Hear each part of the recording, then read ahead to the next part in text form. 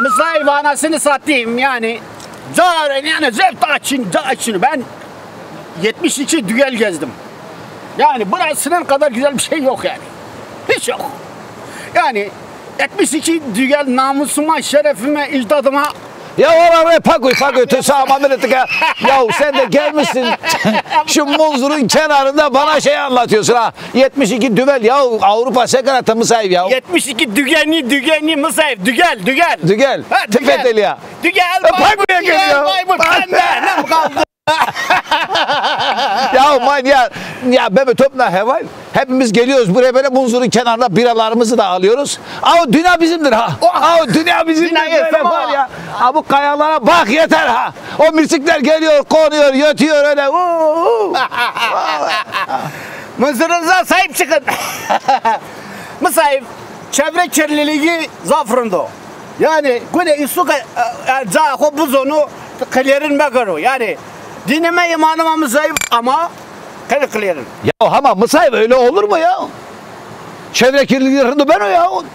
Sonra millet var diyor ki yenisi hatta simeni herkes koyuyor. Ya tıbbiye serkoz herhalde. Böyle tıbbiye serkoz ya. Munzur çarptı seni ha. Vallahi Munzur çarptı ha. Ya Mısayip çevre kirliliğisiz ondan attık o. Çevre gibi kirli her şey makma mı kirli ya? Ya hak hareket yani. Tuma Avrupa'da simen ama bira Munzur başkana ha. Ya. Mata simen mi çöp o bebek töp berze mi çöp? Bravo. Ha? Berze mi çöp? Sımay saf aydın Mısayip. Ta yine simenin çöp olan zavirdanı söylüyor. Oh! Allah ayağındır. Hiçbir tane çöpümüzü bırakmıyoruz bir yerde. Asla. Çöpünüzü hiç daha korkma gerek. Yani bir daha bu işi. Bak. Ya sen Allah'tan korkmuyorsun mu sen ya? Keleğin kılar mı? Vallahi ne kadar takırsan ya. Sağ şu şöyle bize ya.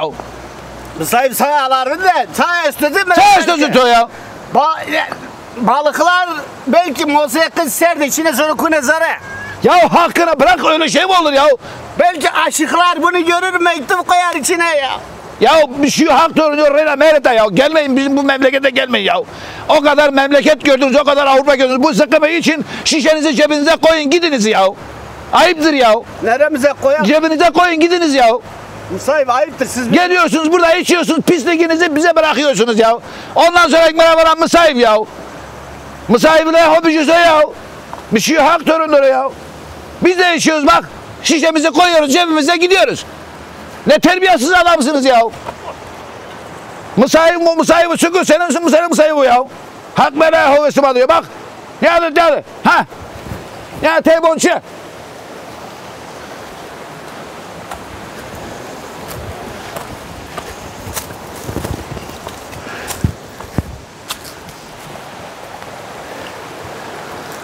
Her sıran o ya. Sussun ne olacak ki şişe? Toprak için faydalıdır ya. Bir tane şişedir alt üst. Ne olur? Kirlilik mi olur ya? Bir şey yok ya.